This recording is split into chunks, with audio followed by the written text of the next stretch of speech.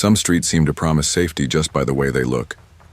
You know the kind, and where the lawns are edged just right, the mailboxes stand in neat rows, and the air smells faintly of fresh-cut grass on Saturdays. My parents called it peace and quiet. I called it finally getting the normal neighborhood I'd been sketching in my notebook since I was 8 years old. We moved into 2410 Willow Bend Drive in the fall of 2011. It was a pale yellow two-story with peeling white trim, old wood floors that groaned under your feet, and windows that rattled whenever the wind picked up. My room faced the side yard, where a wall of untrimmed shrubs pushed up against the siding. Beyond that, a tall wooden fence divided our property from the neighbors. That neighbor was Mr. Briggs. My mom always referred to him in a tone halfway between polite and uneasy. Quiet Mr. Briggs. He was the kind of man who didn't wave when you drove by and never seemed to leave except to mow his already perfect lawn. I only caught glimpses of him at first, tall, thin, gray hair combed straight back, expression unreadable. 9 days after we moved in, I was at my desk sketching the houses across the street. The lamplight cast everything in warm yellow when I heard it. Tap, tap, tap. Soft, deliberate, against the glass to my right. I turned quickly. Nothing. The shrubs outside barely moved in the still air. I told myself it was nothing and went back to my sketch. The next night, it came again. 3 slow taps. I leaned closer, hand hovering over the blinds, but something inside me resisted pulling them open. At breakfast, I mentioned it to my dad. "Old houses make noises," he said without looking up from his coffee. "Shifts." "This wasn't the house," I told him. "It was outside." Mom offered, "Probably just branches. We'll trim them." But they never did. Wood expands, glass, I tried to ignore it. But the sound came every few nights, always around the same time. Sometimes it was faint, sometimes a little louder. It became a part of my evenings, the waiting, the listening. 2 weeks later, my younger brother Luke knocked on my door after dinner. He looked uneasy. "You hear knocking too? At your window?" "Yeah," I said. "It's at mine now too." That night we sat in my room together, determined to catch whatever was making the sound. At 11:12, there it was. 3 taps, a pause, then a 4th. Slow, measured. We didn't speak. By the time Friday came, it had escalated into a pounding, not frantic, deliberate. Luke shouted from his room, "Cut it out!" Thinking I was playing some kind of joke, I didn't even move from my bed. The next morning, I noticed something under my window. 3 glass marbles and a few smooth white pebbles. We didn't own marbles. Neither did any of the neighborhood kids we'd met. From then on, the air around the house felt different, like something was just barely out of sight. Chapter 2, Luke and I started paying more attention to the fence line. There was a narrow gap between 2 warped boards, just wide enough to see movement if you were sitting on the porch steps. One afternoon after school, we both spotted it, a shadow pacing back and forth in the neighbor's yard. It was Mr. Briggs. He walked slowly, hands clasped behind his back, muttering to himself. Every so often, he'd stop mid-step, lift his head, and stare directly toward the gap in the fence. I tried to pretend I was still focused on my sketchbook, but I could feel his gaze. "Why's he looking at us like that?" Luke whispered. "Don't look back," I told him. That night I brought it up to Mom. She brushed it off. "He's probably just a little eccentric, not everyone's a people person."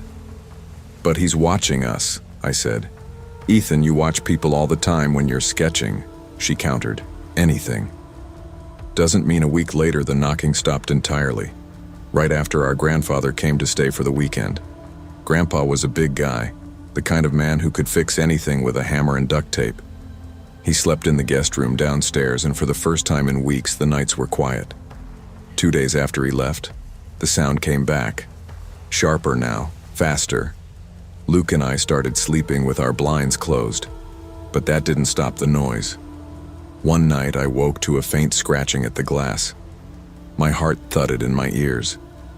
The scratching turned into a slow, dragging sound along the wall beneath the window. I sat completely still, barely breathing.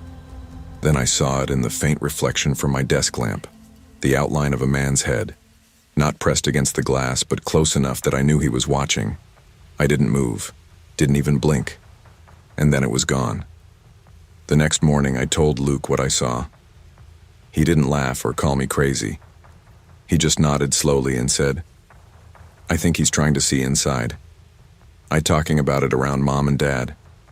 They didn't want to hear it, and we didn't want to sound paranoid. But we started noticing patterns. The knocks came on certain nights, usually Fridays and Sundays, and almost always between 11 and 1. By February, it wasn't just knocks. Sometimes there'd be a faint rustling in the shrubs, like someone shifting their weight. Once, Luke swore he heard footsteps in the side yard. I told him he must have imagined it, but deep down I knew he hadn't. Then came the night of the rainstorm. The wind was lashing the house, and I thought maybe the weather would drown out the usual noises. Around midnight, I heard a wet thud against the siding, then a dragging sound like something sliding down the wall. I stood at my window, trying to work up the nerve to look out. The lightning gave me the answer. For less than a second, the yard lit up, and I saw him. Mr. Briggs was standing in the narrow strip between the fence and the shrubs, soaked to the bone, just staring at my window. The next morning, I told Mom. She frowned but didn't say anything. Dad finally spoke up. "Maybe I'll have a word with him," he said, though it sounded more like a promise he didn't plan to keep. A week later, Luke and I were walking home from school when we passed Mr. Briggs in his driveway. He didn't say anything, but his eyes followed us the whole way down the street. That night, I found another little pile of marbles under my window. I started keeping a flashlight by my bed. Luke kept a baseball bat. We never said it out loud, but both of us knew, whatever this was, it wasn't going to stop on its own. It was late March when everything came to a head.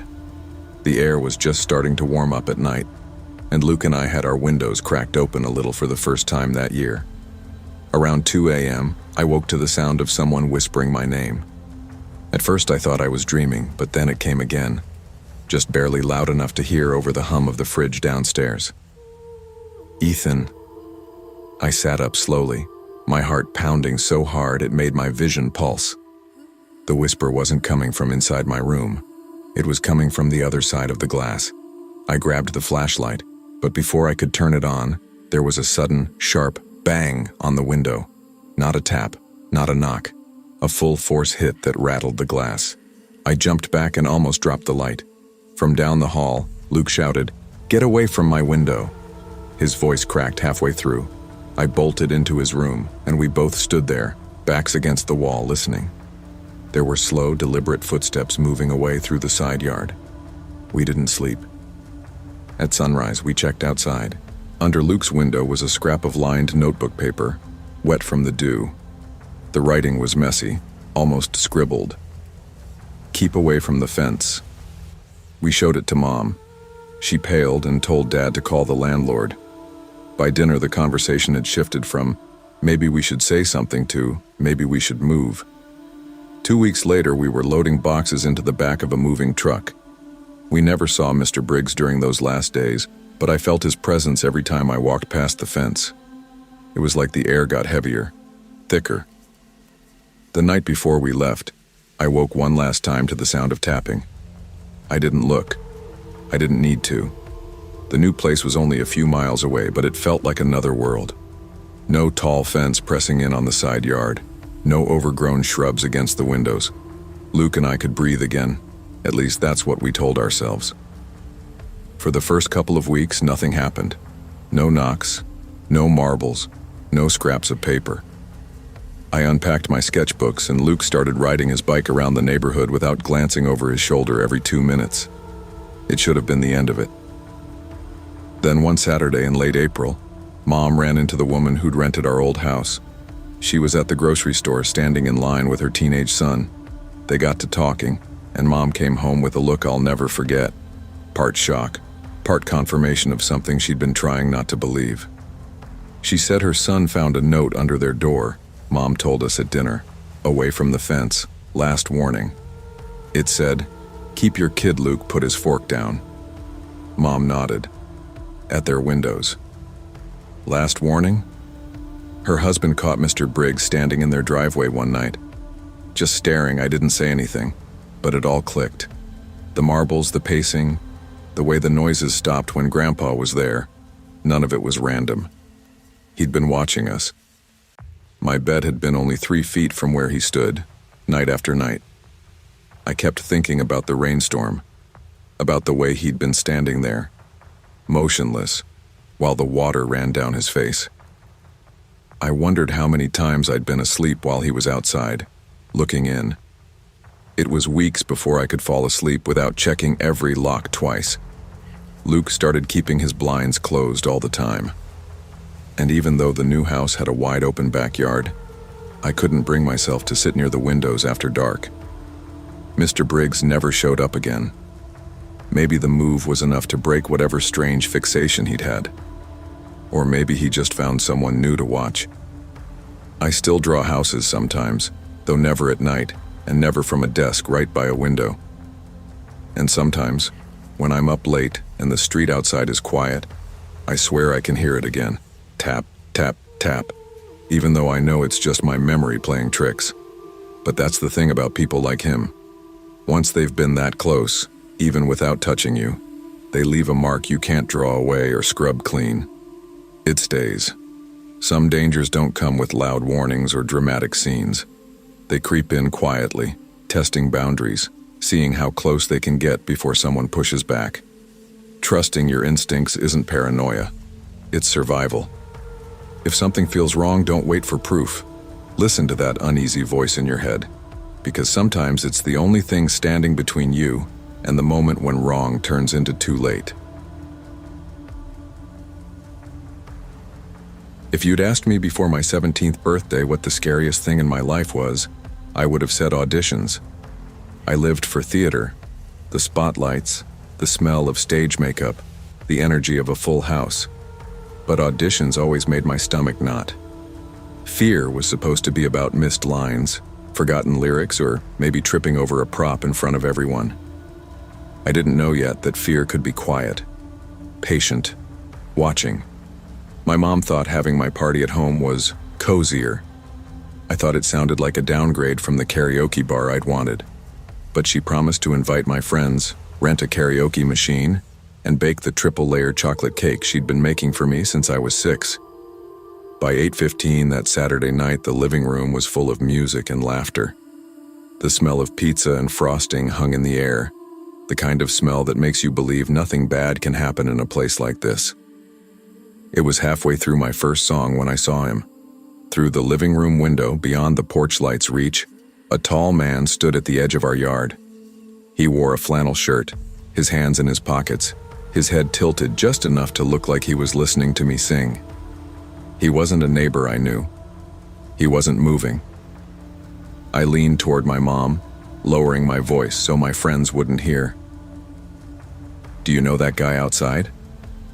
She glanced over her shoulder and shrugged. Probably just walking by. But he didn't walk by. He stood there for nearly 10 minutes, the same blank expression, until I stepped to the window and closed the curtains. His eyes tracked me the whole way. The next day I saw him again, across the street this time, leaning against the fence of the empty house for sale.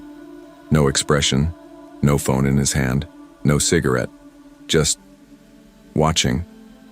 I told myself he was probably harmless. People linger sometimes. Neighborhoods aren't perfect. But deep down, something about him was already unsettling. A week later, I took the trash out after dark. The air was sharp with late October chill, and the only sound was the hum of a streetlight. Halfway down the side path, I caught movement by the fence. He was there, standing still, half hidden behind the wooden slats. Hello?" I said, my voice shaky. He didn't move, didn't answer. I backed away slowly, then turned and hurried inside. I locked the door, my heart still pounding. Dad was watching TV in the living room. When I told him, he frowned. Maybe he's a new neighbor getting his bearings. New neighbors say hello, They don't lurk behind fences at night, but I didn't push it. Dad didn't seem worried, and I didn't want to sound paranoid. That was the first time I felt the shift, the way your own house can suddenly feel less like shelter and more like a thin-walled stage where someone could be watching from the dark. The tapping started 2 nights later. At first, I thought it was branches brushing my bedroom window, but there were no trees on that side of the house. The sound was deliberate, spaced knocks. I froze in bed, listening. When I finally found the nerve to pull the curtain back, nothing was there. The next morning, I saw faint boot prints in the dirt below my window. The worst part wasn't the tapping, it was how he seemed to know when I was alone. One night I was doing a late karaoke practice with my headphones on. I caught movement outside and shut the music off. He was there, right against the glass. His breath fogged the pain. I stumbled back so hard I knocked over my microphone stand. Dad ran in, but by the time he looked, the man was gone. The next afternoon, Mrs. Kenner, our next-door neighbor, stopped me at the mailbox. She spoke in a low voice, glancing toward our house. "That man's been pacing between our houses at night, always watching your windows." That night, Dad called the police. An officer took our statement but said, without proof of trespassing, there wasn't much they could do. From then on, I kept my curtains shut even during the day. It didn't stop.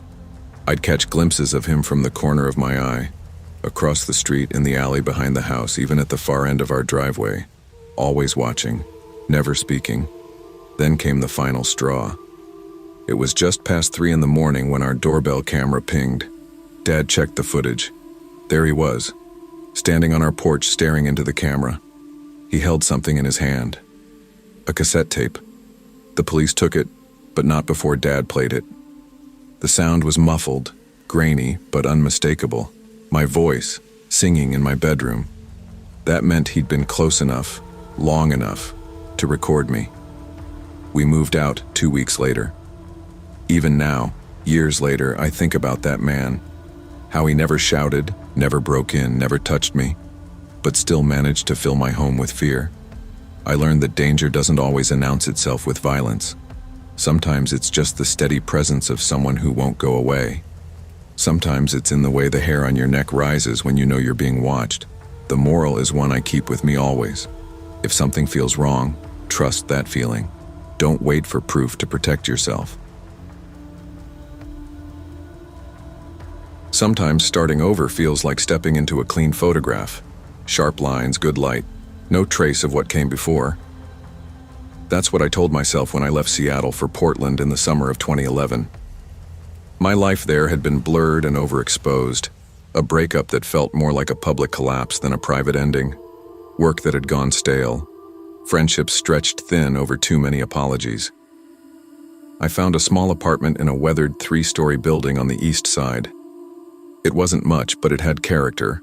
A rooftop garden tangled with tomato vines, hallways that carried the faint scent of coffee and rain, and balconies that looked directly into each other like mirrors. My place faced west, so the sunsets came right to my door. The first night was boxes and takeout. The second night, I met Daniel Hayes. I was unpacking in my living room when a voice drifted in from the balcony opposite mine. "You're new here, huh?" I slid the glass door open and stepped out. Across the narrow gap, leaning on his railing, was a tall man in his late 30s. He had a faint, easy smile, the kind people wear when they're trying to make you feel comfortable.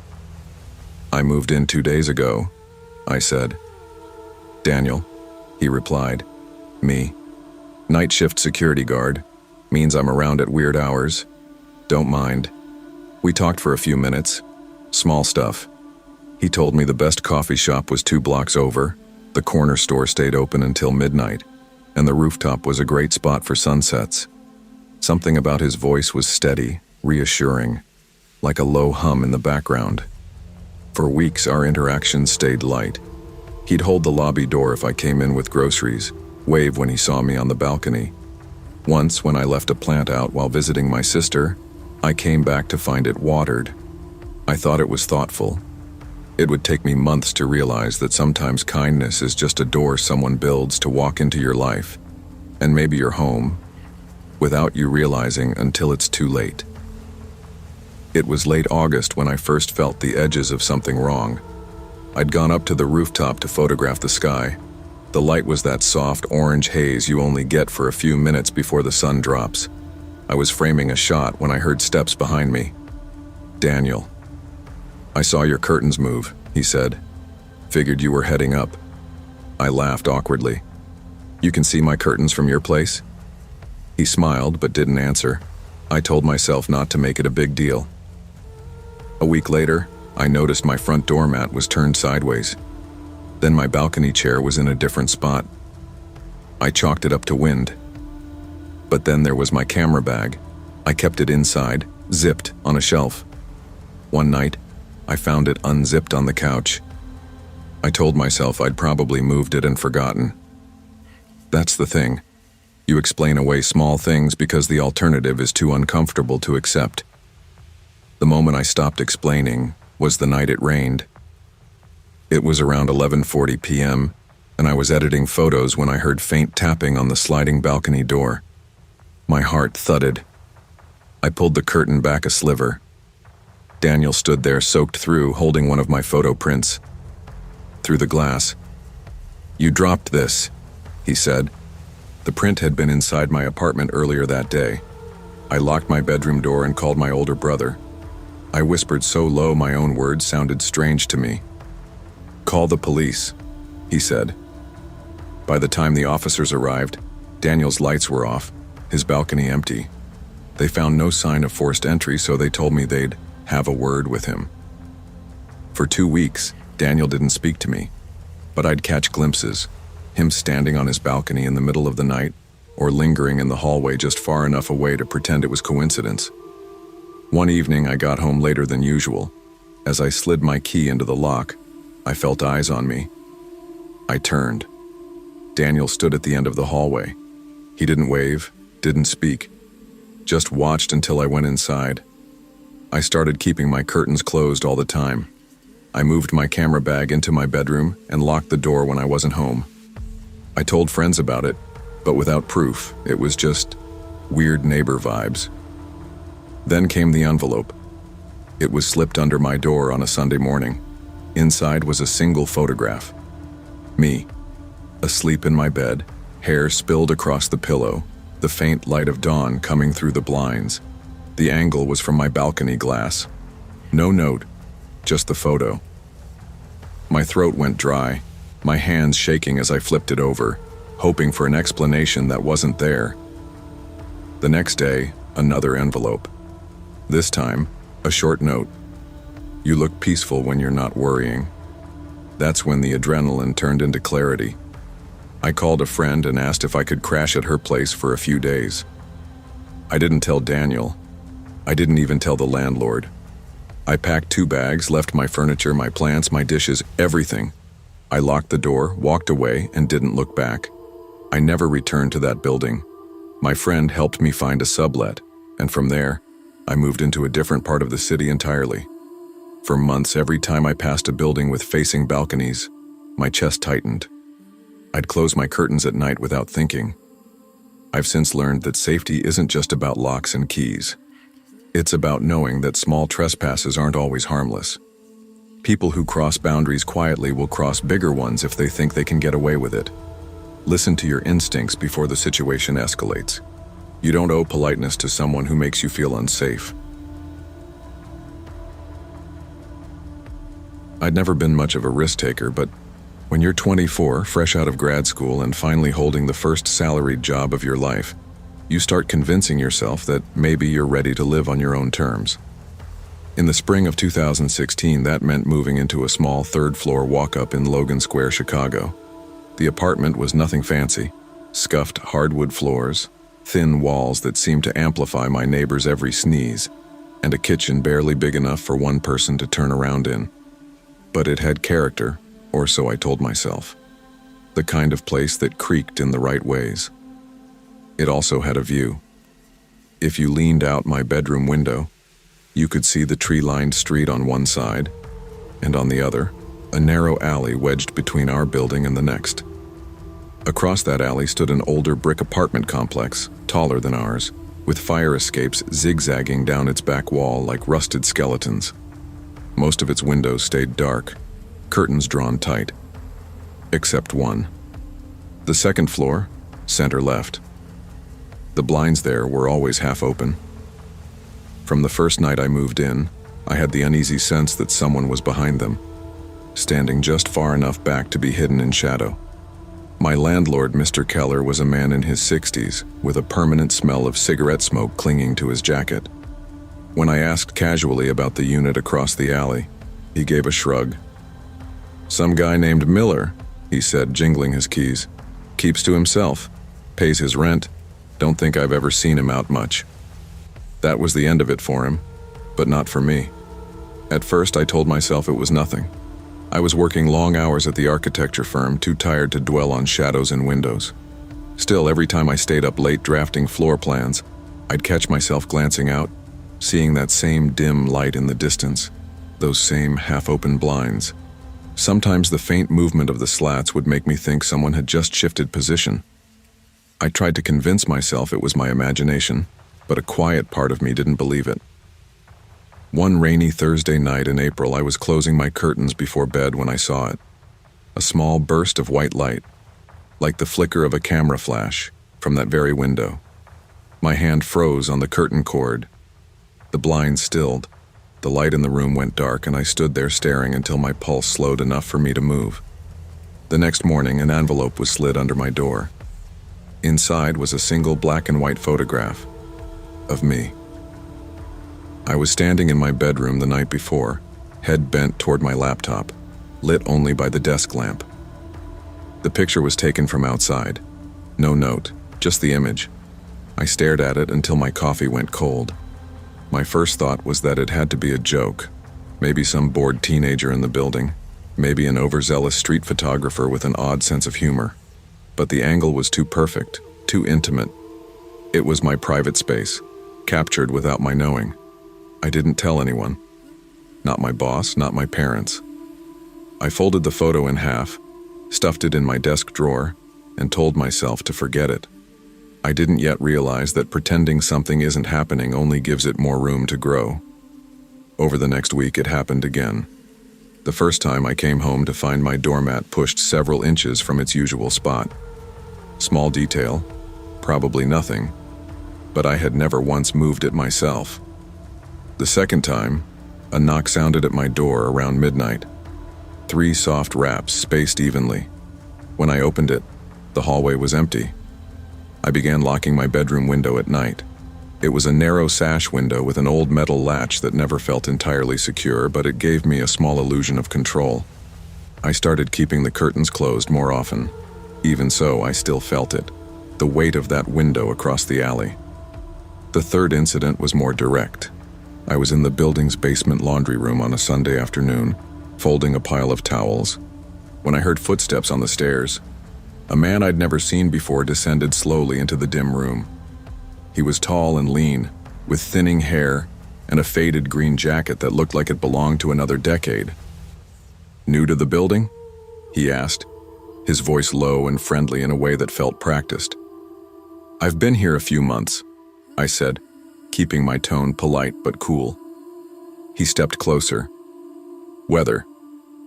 You keep your curtains open a lot," he remarked, as if commenting on the "it's nice, makes the place feel alive." I managed a tight smile, stuffed the towels in my basket, and left without looking back. I didn't ask his name, and he didn't offer it. That night, I closed my curtains before bed, tugging the cord until the fabric was tight against the window frame. But the next morning, they were open halfway. I knew I had locked my window latch. I tried to tell myself I must have forgotten, but the thought didn't stick. By the third night, I was sleeping with my phone in my hand, flashlight app ready. At 2:15 a.m., I woke to the faint scrape of the window sliding upward. My breath caught. Slowly, I turned my head toward the sound, just in time to see pale fingers curl over the sill from the outside. I shouted, snatched the desk lamp from the table beside me, and hurled it toward the window.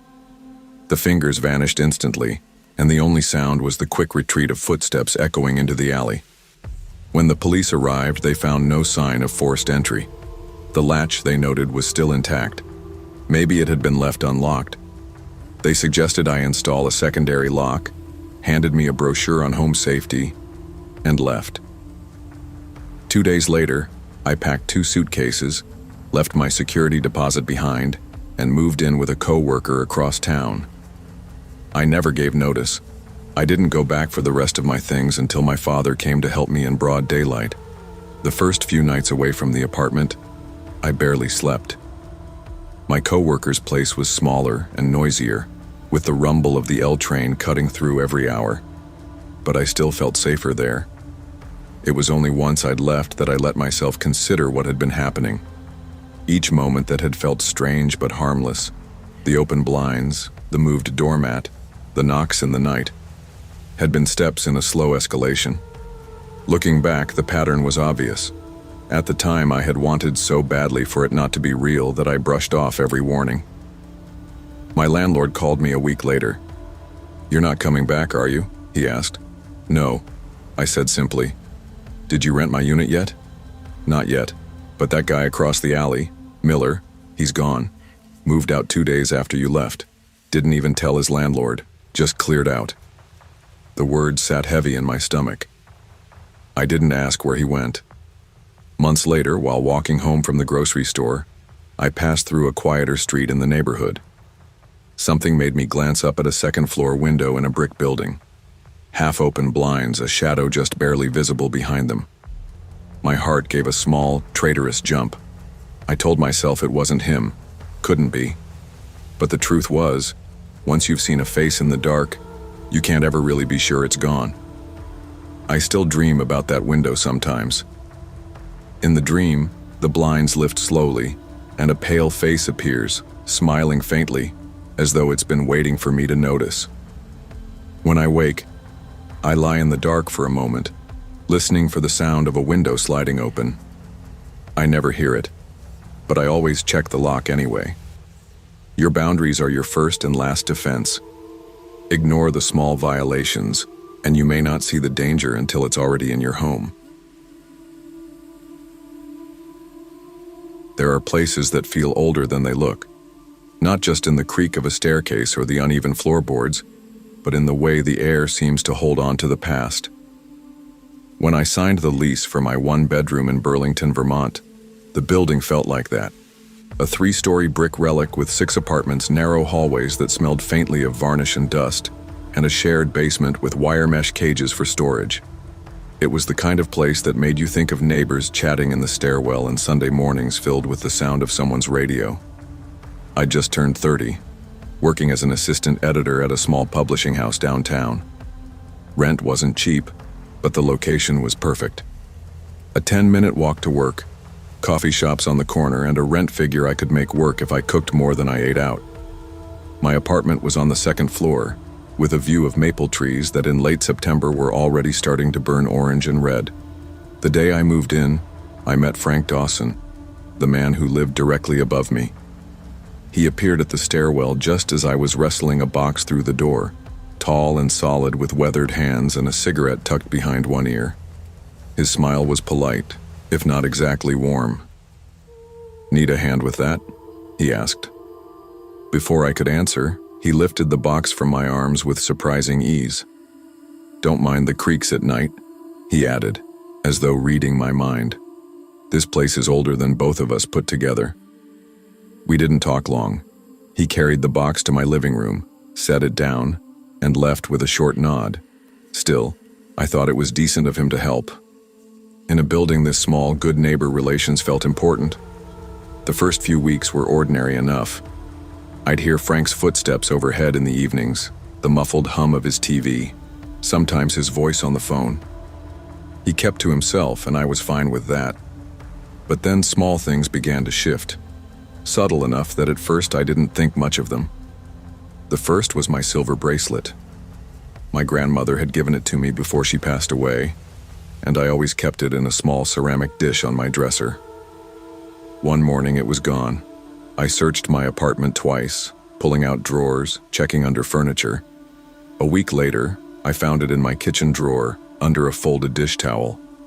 I told myself I must have been distracted, put it there without thinking. But even as I closed the drawer, a cold ripple of doubt ran through me. Then my throw blanket, always left draped over the couch, was twice folded into a neat square when I came home from work. Once, a coffee mug I'd left upside down on the drying rack was sitting on the counter, its handle turned toward the door as if waiting for me. They were such small things you could dismiss. And I did. At first.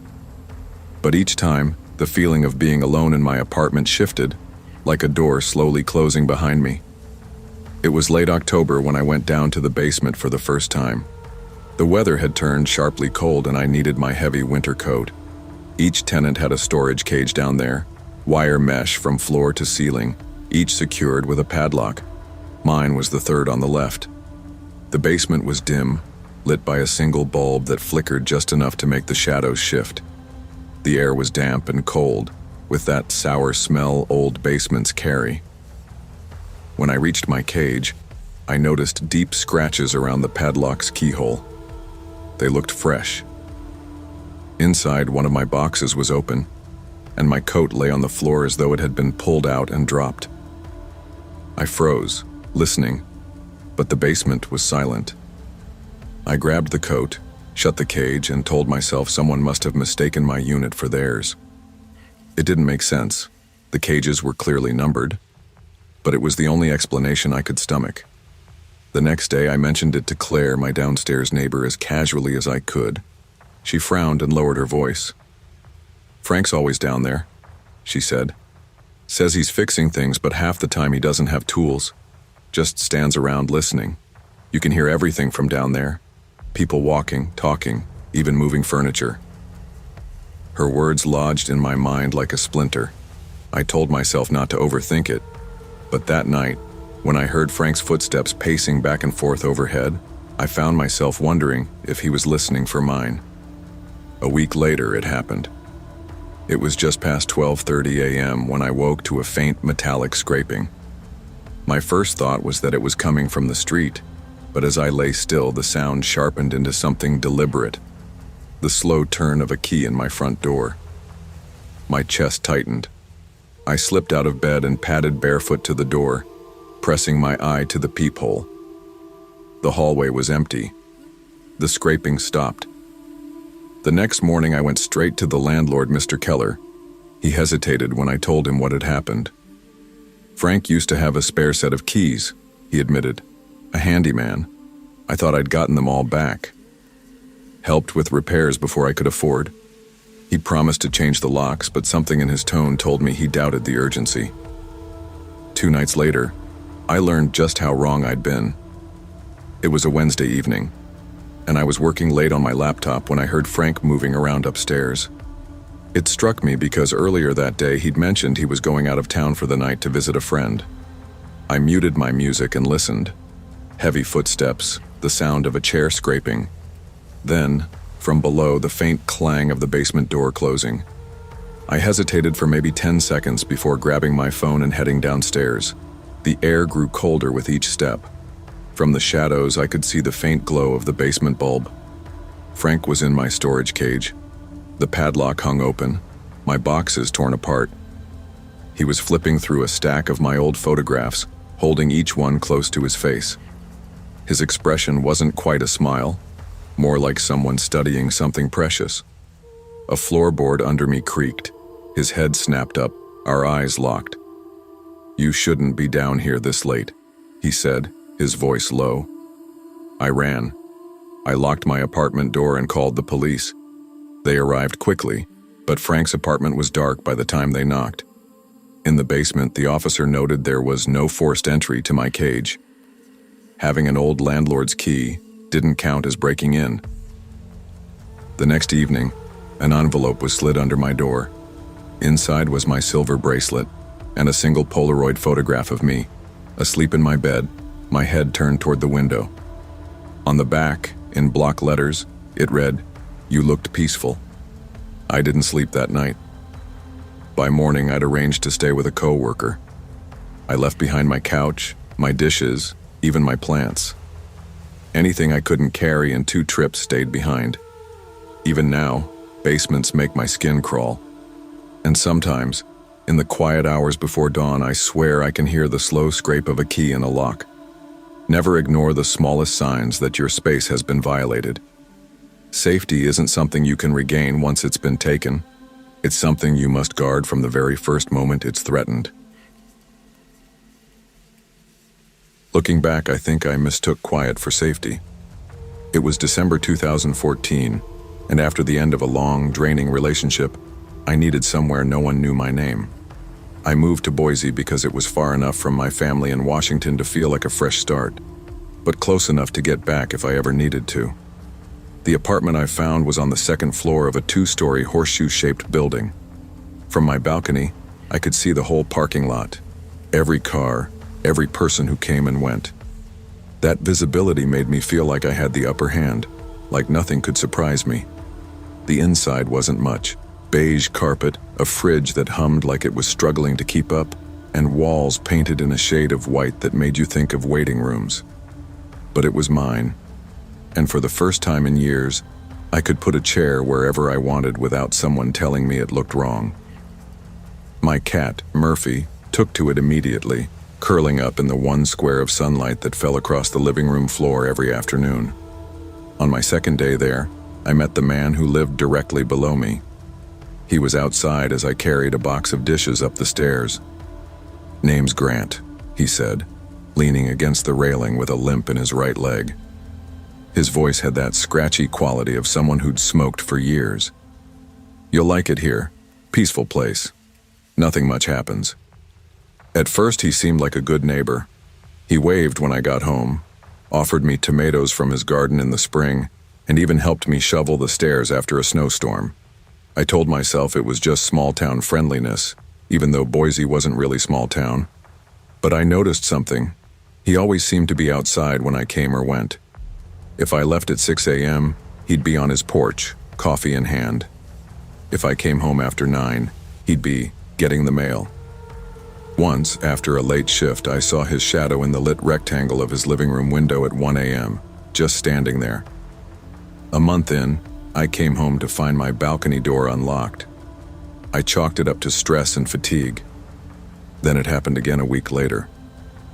The 3rd time, I noticed a pair of my work shoes, left inside the door, sitting neatly outside on the balcony. Murphy couldn't have moved them. I started double-checking locks every time I left. The first time I felt real fear was in January. I woke up to the sound of snow crunching outside. My blinds were shut, but I saw the outline of someone standing in the parking lot, facing up at my window. The shape was familiar, the slope of the shoulders, the bulk of the winter coat. Grant. He didn't move. I crouched on the floor, my heart hammering in my chest, until finally the shadow was gone. I told myself I'd imagined it. It was easier than facing what I suspected, that he was watching me. But then I talked to Sarah, the woman across the hall. She hesitated before saying, "He's out there a lot. Sometimes he just stares up at the building. I keep my blinds closed all the time." That should have been the moment I did something, called the police, broke my lease. Instead, I went about my routine, though I avoided the balcony at night. I started parking on the far side of the lot so I could walk straight up the stairs without passing his porch. Then, one day in February, I came home early. The sun was just starting to set. I had a bag of groceries in one hand and my keys in the other when I froze. Standing on my balcony, my 2nd floor balcony, was Grant. He didn't flinch or look surprised. He just smiled down at me and said, "Just making sure your door was secure." I forced a nod, went inside, and locked the door. My hands shook as I put the groceries away. That night I barely slept. In the morning I went to the property manager. She leaned back in her chair and sighed. "We can't accuse someone without proof. Just keep your doors locked." The police weren't much better. "Much we can do," the officer said. "Unless he's damaged property or stolen something, there's not." I started sleeping with a chair wedged under the balcony door handle. Murphy seemed restless too, his ears twitching at sounds I couldn't hear. I told myself I just had to get through my lease. It was 2 weeks later when the envelope appeared. I'd worked a late shift and trudged up the stairs, balancing my bag and the mail. Taped to my door was a plain white envelope.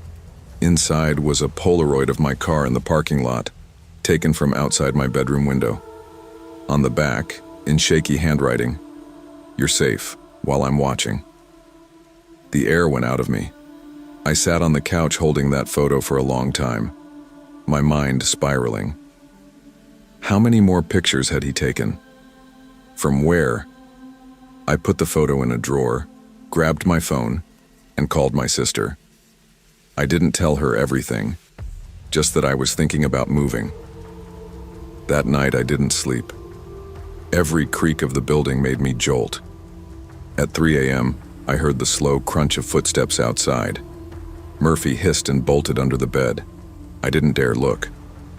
By morning, I'd made up my mind. I called in sick to work, packed essentials into my car, and left the rest behind. Half my furniture, my deposit. I didn't care. I waited until Grant's car was gone, then carried my things down in quick, quiet trips. As I slid into the driver's seat, I glanced at his window. The curtain twitched. I didn't stick around to see if he came out. I drove straight to a friend's house 2 towns over.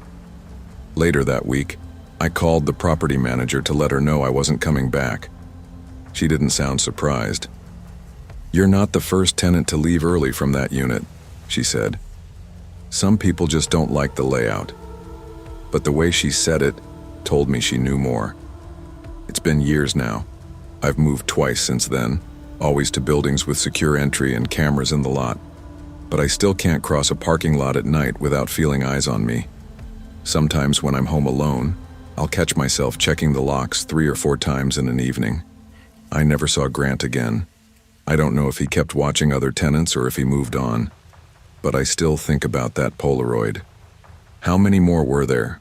What else did he see? I learned something in that winter.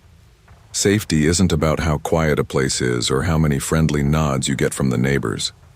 It's about paying attention to the small things, an unlocked door, a misplaced shoe, and trusting the part of you that says, something isn't right.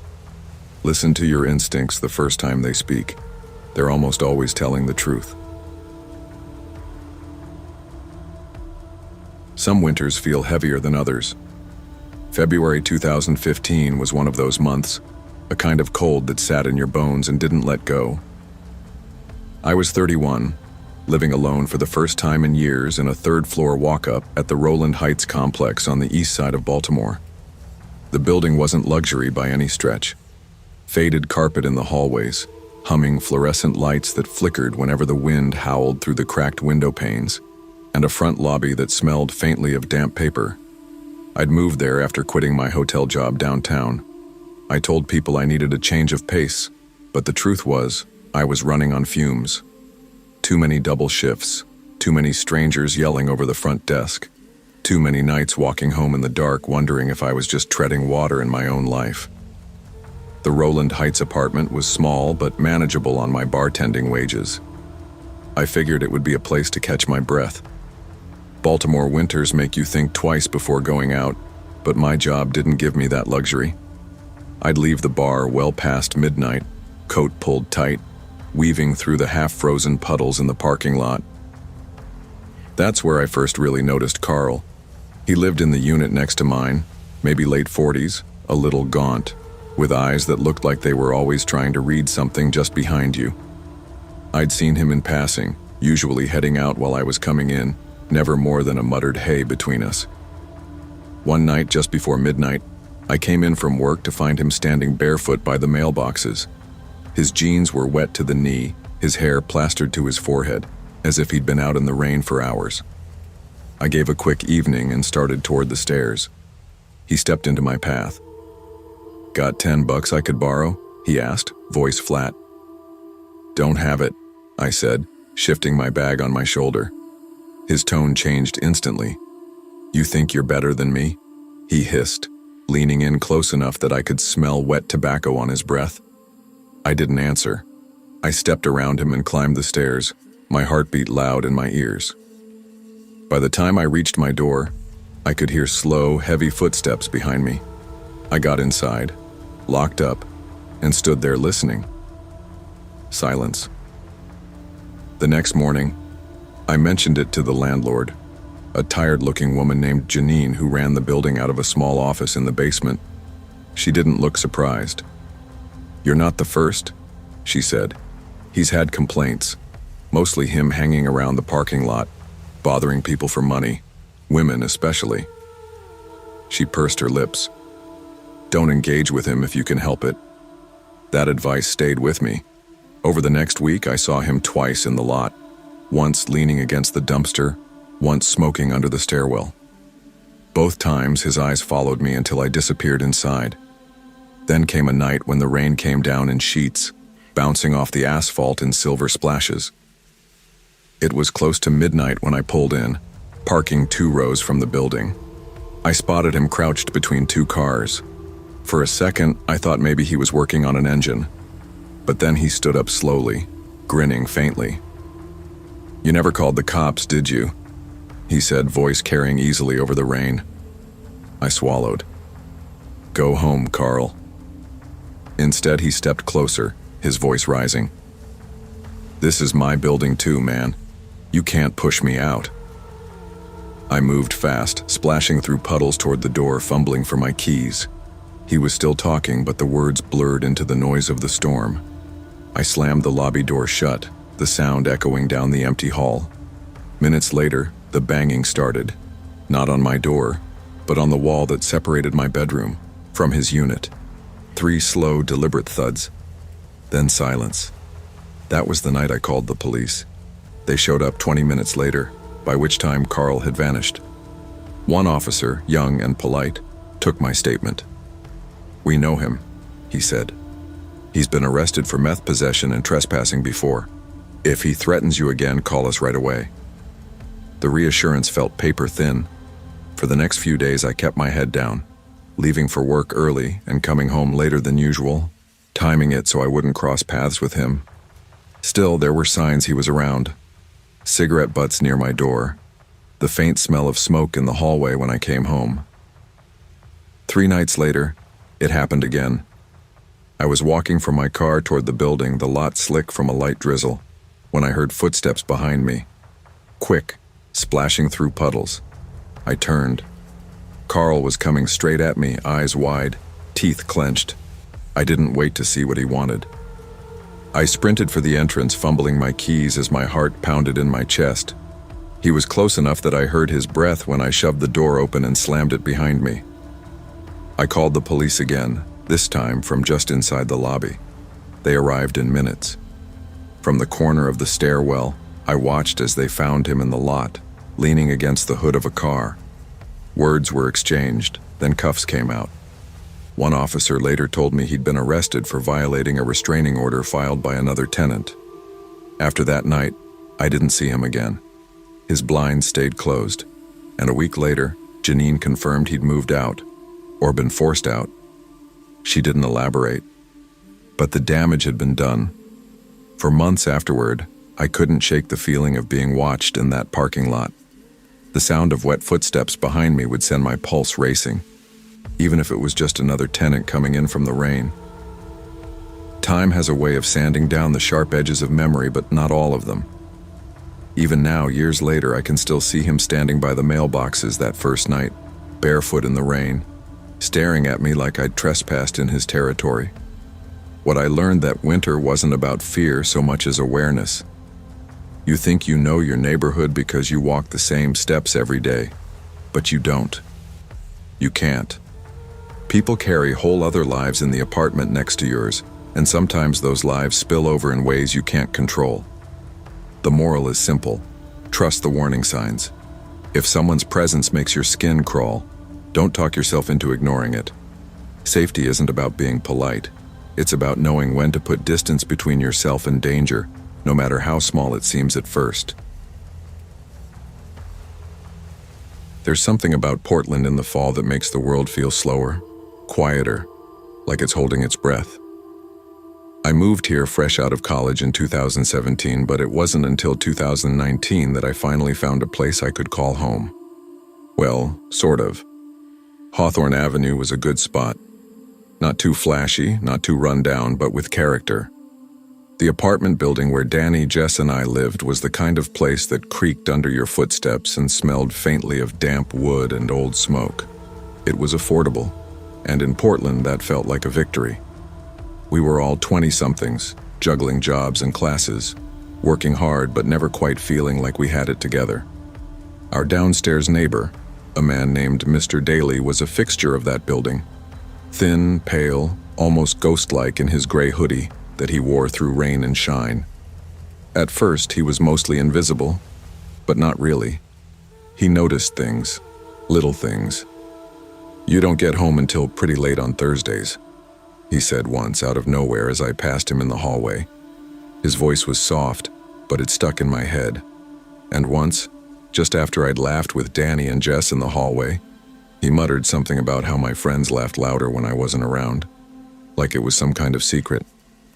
I shrugged it off at first. Just a weird guy, harmless maybe. But something about the way he watched, like he was keeping score, made me uneasy. The unease crept in slowly, like a low fog rolling in from the river. One night, I came home from work around 8 and found our apartment door unlocked. Danny swore she had locked it before leaving that afternoon, and Jess was out of town visiting family. Nothing was missing except for a coffee mug that had been moved from the sink to the table. I told myself I must have left it there, distracted and tired. But a cold knot settled in my stomach. Then, the knocking started. At first, I thought it was just my imagination, a tapping on the wall shared with Daly's apartment. 3 slow knocks, a pause, then 2 more. The rhythm was deliberate, like a code.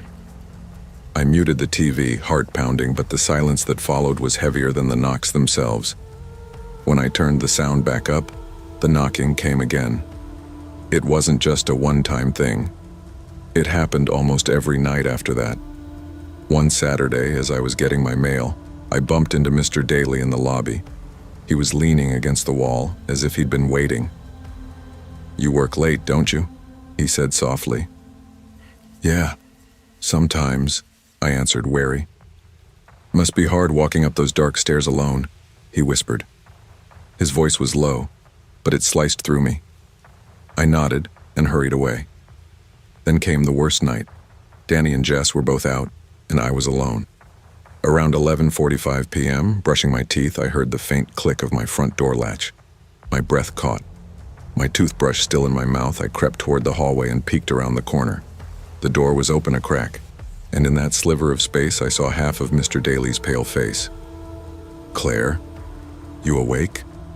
he whispered. Every muscle locked. "Get out," I shouted. My voice cracked.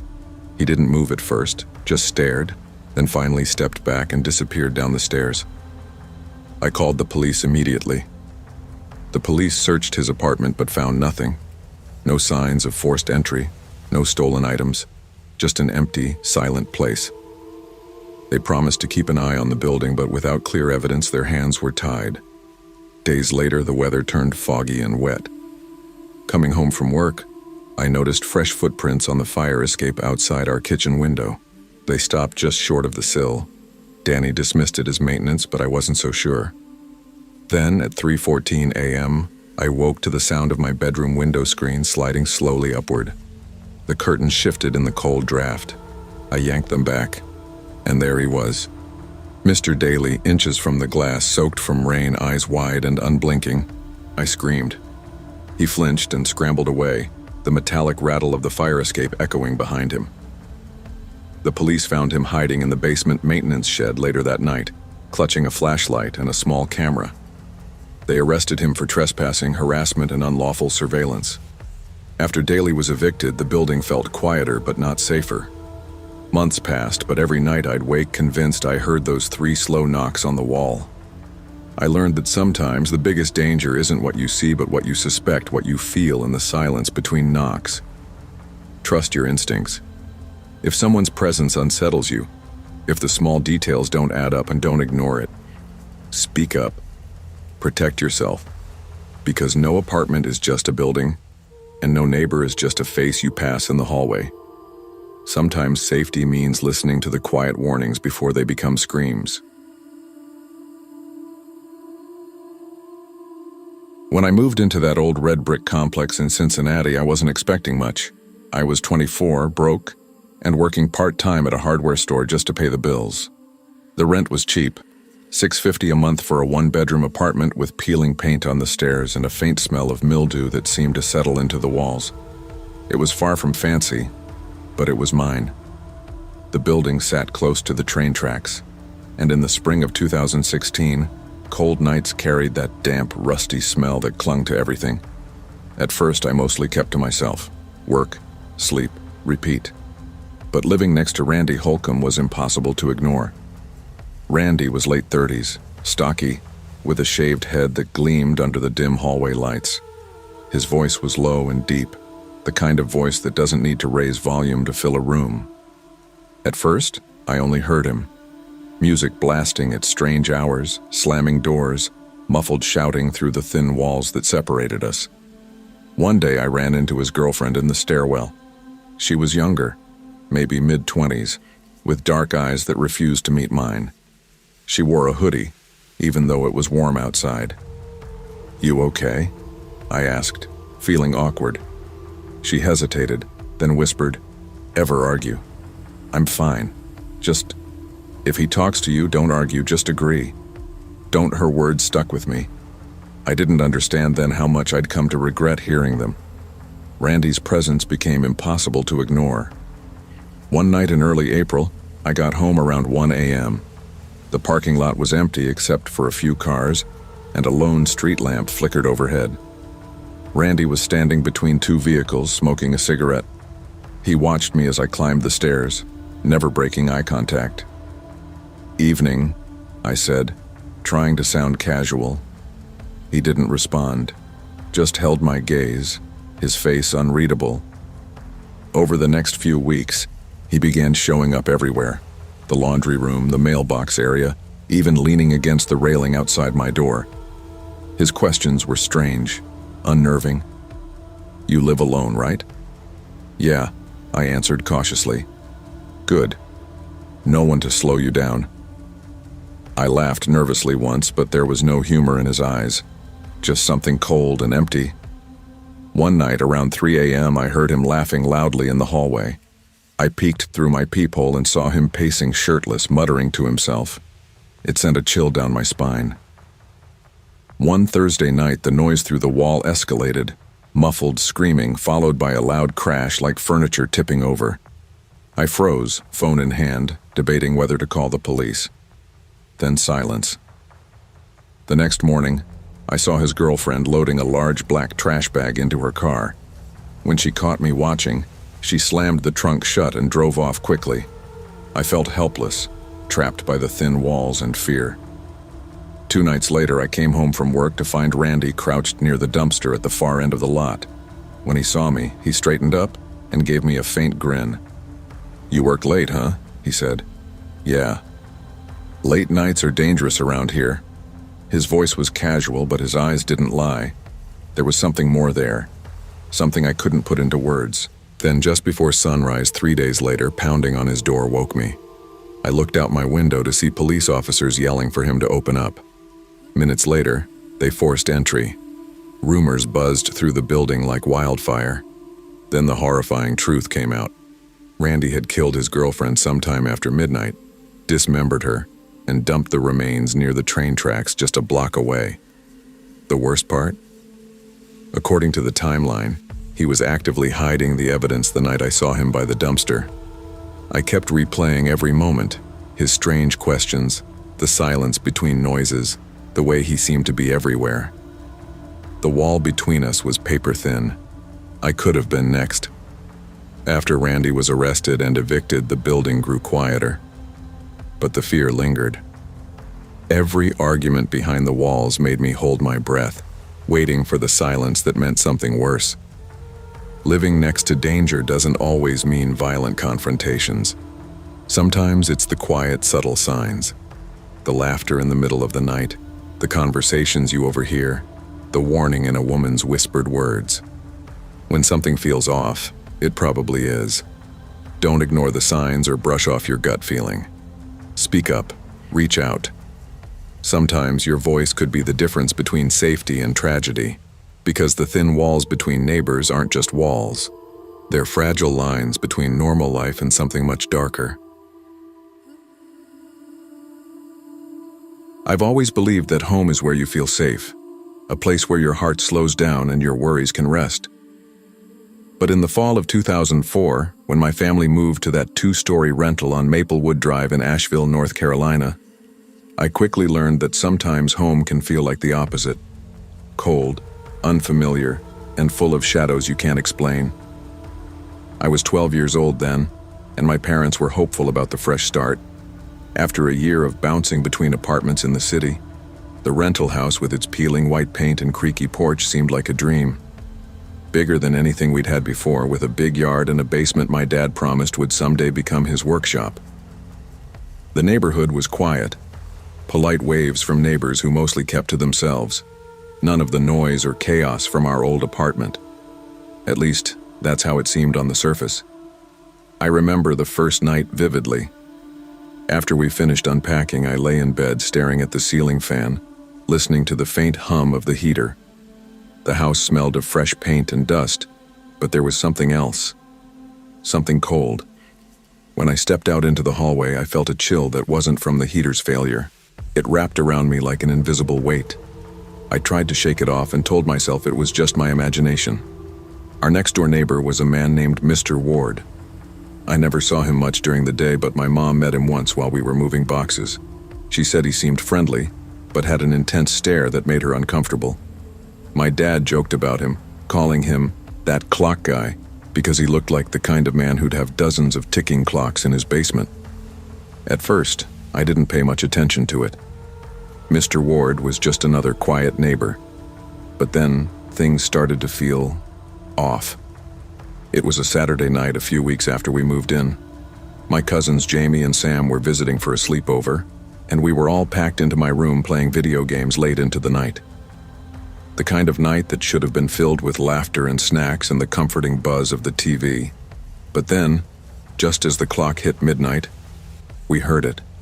A strange laugh. Not loud or joyful, but forced and wrong, like someone trying to sound amused but failing. Jamie paused the game and looked at me. "Did you hear that?" I nodded slowly, eyes glued to the dark window. "It's outside." The backyard was empty when I looked out, nothing but shadows and the wind shaking the tree branches. Then the laugh came again, closer this time, as if right outside my bedroom wall. We froze, hearts pounding, afraid to even breathe. "Maybe it's Dad messing with us," Jamie whispered. I shook my head. "No way. He's asleep." Trying to prove it was nothing, I went to the front door and peeked through the peephole. The porch was empty, but as I stepped back inside, the laugh rang out again, this time directly at the door. We jumped back, eyes wide. None of us were brave enough to open it. The next morning I told my mom about it, but she dismissed it with a casual, "Someone walking their dog." Probably just, that was the start of something we couldn't explain. Over the following week, the laughter returned, always late at night, always that same forced, eerie sound. Then came the footsteps, slow, deliberate, pacing along the side of the house, heading toward the backyard. One night, we killed the lights and huddled by the window, watching through the slats of the blinds. And there he was, Mr. Ward, standing in our backyard, head tilted back, grinning at nothing visible. His eyes looked hollow, fixed on something only he could see. Jamie whispered, "Why is he just standing there?" No one answered. The silence stretched out until Mr. Ward finally turned and disappeared down the street. The next morning, I noticed an old black and white photo hanging in our dining room, something the landlord must have left behind. It was a group of men in suits standing in front of our house from decades ago. My stomach sank when I saw one of the men, unmistakably younger Mr. Ward. I showed my parents, but they dismissed it. "He's only lived here 10 years, Dad said. I knew better. As the weeks passed, the cold spots in the hallway grew worse. The heater worked fine everywhere else, but the hallway near my room always felt like stepping into a freezer. One night I woke to a shadow standing at the foot of my bed. For a split second I thought it was my imagination. But then I saw him, Mr. Ward, motionless, hands in pockets, smiling silently in the dark. I froze, heart pounding like a drum. He didn't move or speak. Then slowly he turned and faded into the shadows. The next day I told my parents, but they didn't believe me, brushing it off. "You're just scared," Mom said. But I wasn't scared of anything that I could explain. This was something else. Something I couldn't put into words. Summer came, and we decided to move out. The tension, the strange noises, the cold, it was too much. 2 nights before we left, I woke to footsteps outside my window. I looked out and saw Mr. Ward standing on the back porch, hands in his pockets, watching silently. He smiled that same unsettling smile, as if he knew a secret I never would. We left that night, never looked back. Even now, years later, I wonder what it was all about. Was he a ghost? A man lost in time? Or something darker? What I do know is this. Sometimes the people who seem the most normal are hiding the strangest things. And sometimes it's better to trust your gut, even when others tell you it's nothing. If something feels wrong, don't ignore it just because it's easier to believe otherwise. Sometimes safety means listening to your own voice, even when no one else will. Moving to Portland felt like a lifeline. After a messy breakup back home in a tiny Illinois town, I craved a fresh start, somewhere that wasn't tangled in memories and hurt. I found a small apartment in the Bellevue Court Complex, a weathered building tucked into a quieter neighborhood, where old brick courtyards split the rows of apartments like narrow little streets. I didn't expect much, just a place to breathe, to be alone without the past lurking in every corner. My apartment 3B had a balcony overlooking the courtyard. I loved spending evenings there, watering my few struggling plants, mostly ferns and succulents I'd coaxed to life after the move. It was my little patch of calm. It was late February when I first saw him, the man across the courtyard in 5A. I'd just stepped onto my balcony with a watering can when I noticed movement. His window was open a crack, just enough to peek through the thin gap of curtains. He stood motionless, pale skin almost glowing under the dim yellow courtyard lights. His eyes found mine immediately, unblinking, his head tilting just slightly, as if he was memorizing my face. For a long moment, we just stared. I felt a prickle run down my spine. Then, slowly, he pulled back out of sight. I told myself it was nothing. Maybe he was lonely or curious. I was the new tenant after all. But that moment wouldn't leave me alone. Days passed, and the feeling of being watched settled over me like a shadow I couldn't shake. Every time I stepped onto my balcony, I'd catch the subtle shift of his curtain, like a slow blink just out of sight. When I left for work, I swear I heard his door click closed seconds after mine. And sometimes in the dead of night, through the pounding rain, I could see the faint orange glow of a cigarette smoldering on his balcony, the smoke curling up into the cold air. Then one evening, as I was locking my door, there was a sharp tap, just 2 quick knocks. I swung the door open, heart pounding, but no one was there. At my feet lay a small paperback book. I picked it up, flipping the worn cover. The Stranger, by Albert Camus. That was my favorite book. I'd never mentioned it to anyone. My hands trembled as I carried it inside. Who knew? How did he know? After that, little things started appearing. A scarf I'd lost in the laundry room was draped over my doorknob. A chipped coffee mug with my initials carved neatly into the side sat on the welcome mat. And the notes, always short, almost poetic. One read simply, "You look sad when you read." I never saw him deliver these, No footsteps, no voices, just gifts left in silence like breadcrumbs marking a path I didn't want to follow. When I started seeing someone from work, the fear grew worse. My boyfriend, Mark, was kind, steady, the kind of person who made me believe I could trust again. But one night, as Mark walked me to my door, I saw him again. Not across the courtyard, but standing in his apartment window, motionless in complete darkness. His eyes reflected faintly, locked on me, unblinking. The next morning, I found a crumpled Polaroid slipped under my door. It was a picture of Mark and me from the night before, taken from above, like from his balcony. I reported it to the building manager. Keeps to himself. He's been here for years, the manager said, dismissive. I called the police. Without real evidence, there's nothing we can do, the officer told me.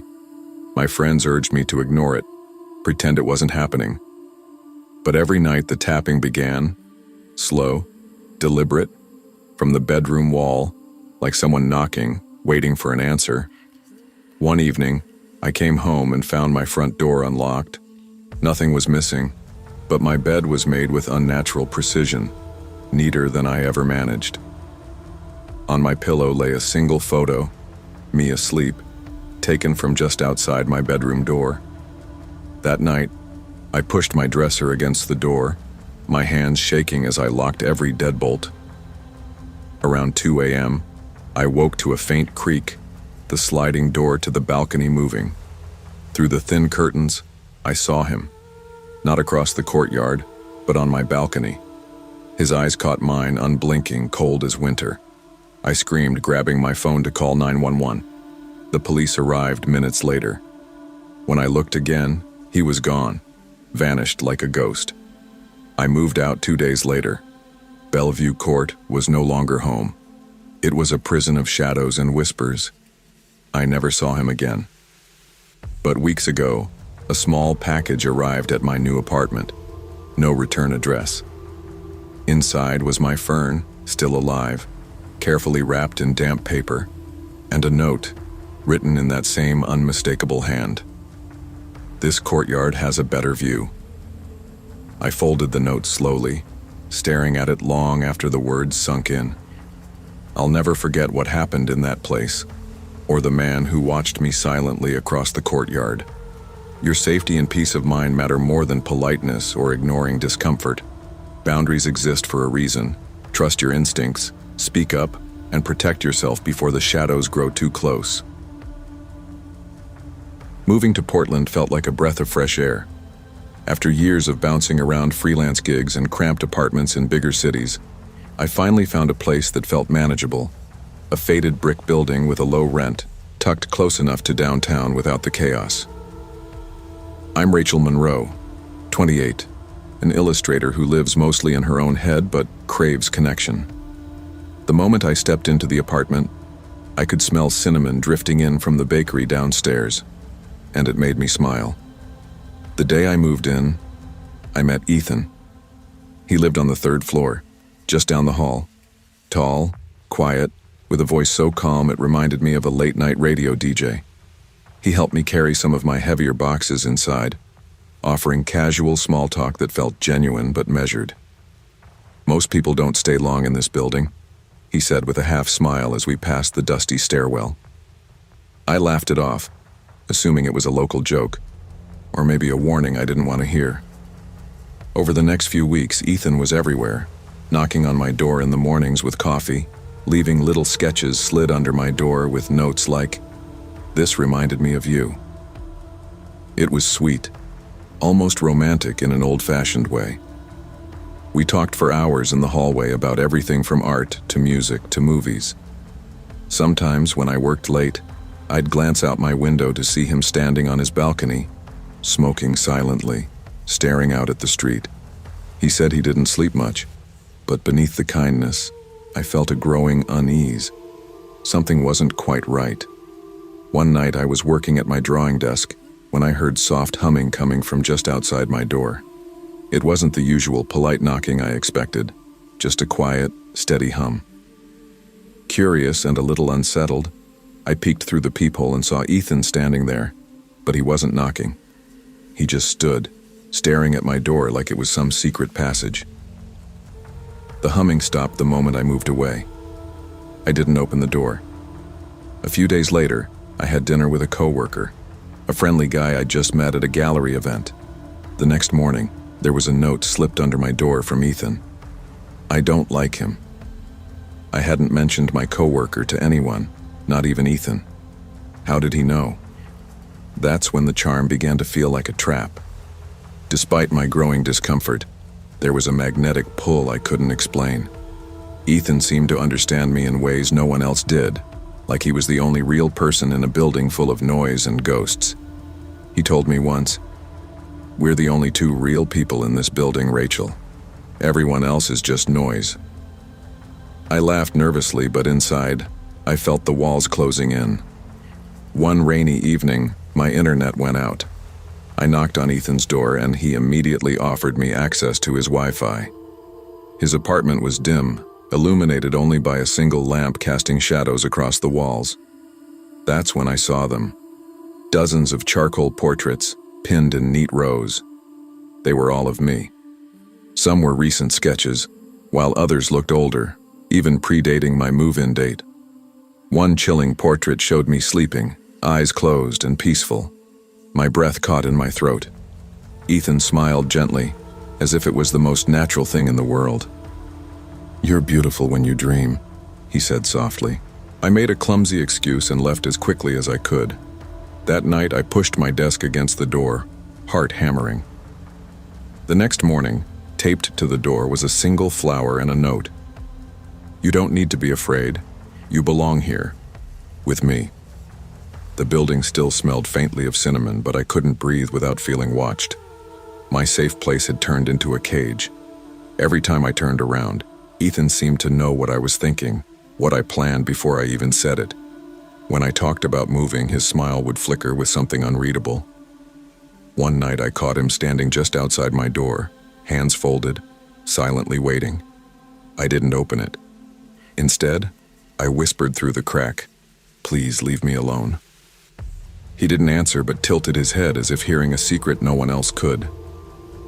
I'm writing this from my new apartment now, miles away from the old building. I've changed my number, my routines, everything. Yet sometimes when I'm alone and the night is quiet, I feel a presence, the memory of that watchful gaze and the weight of unseen eyes.